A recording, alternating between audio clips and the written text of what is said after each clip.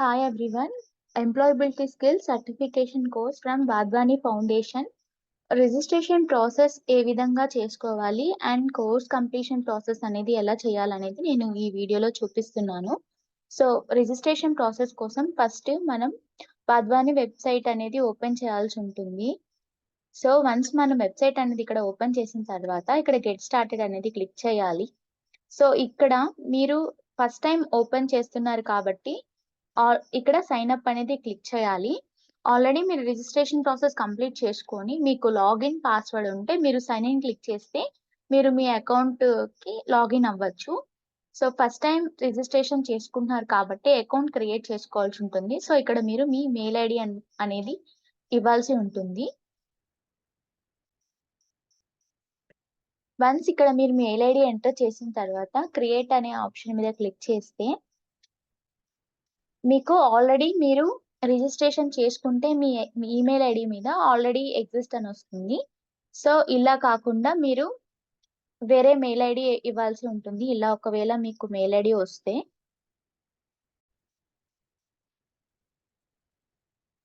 So once మీరు ఇలా ఇచ్చిన తర్వాత సో ఇక్కడ చూడండి add new password, confirm password. So ఇక్కడ మనం పాస్వర్డ్ అనేది ఇవ్వాల్సి ఉంటుంది.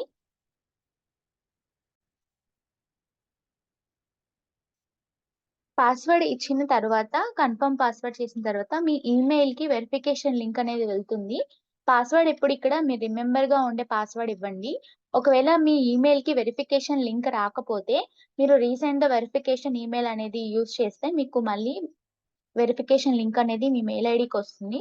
సో ఇక్కడ చూడండి ఇలా వెరిఫికేషన్ మెయిల్ అనేది వస్తుంది వాద్వాని నుంచి. Verify email.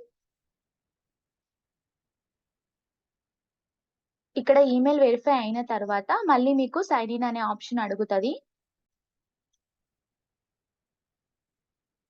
ఇలా మీరు సైన్ ఇన్ అయిన తర్వాత నెక్స్ట్ ప్రాసెస్ అనేది ఏముంటుందంటే మీ పర్సనల్ ఇన్ఫర్మేషన్ అనేది మీరు అప్డేట్ చేయాల్సి ఉంటది. సో ఇక్కడ మీ ఫస్ట్ నేమ్, లాస్ట్ నేమ్, మీ country, city, mobile number, date of birth, gender, education and so ఇవన్నీ ఫిల్ చేసి సబ్మిట్ చేయాల్సి ఉంటుంది ఇక్కడ నెక్స్ట్ స్టెప్‌లో.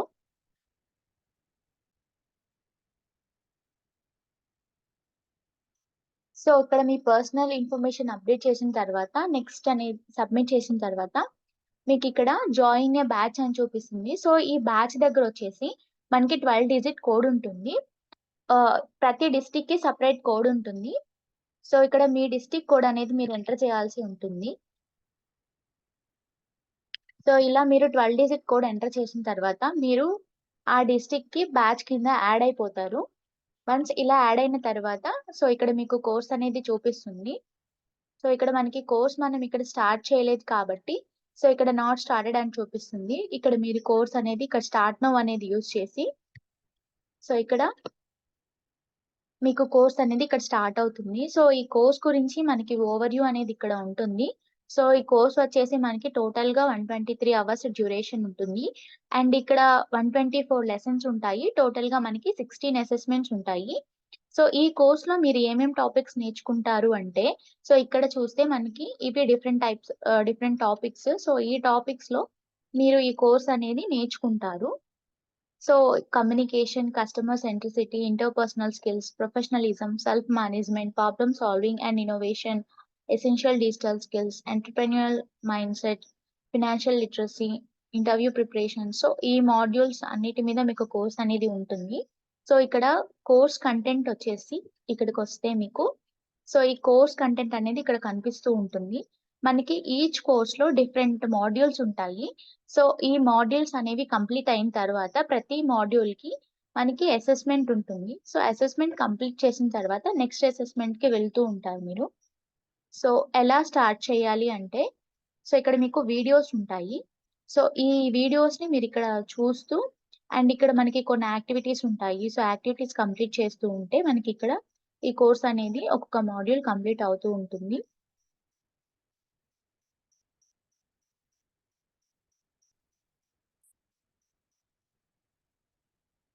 సో ఇలా వీడియోస్ అనేది చూస్తూ ఉండాలిక్కడ.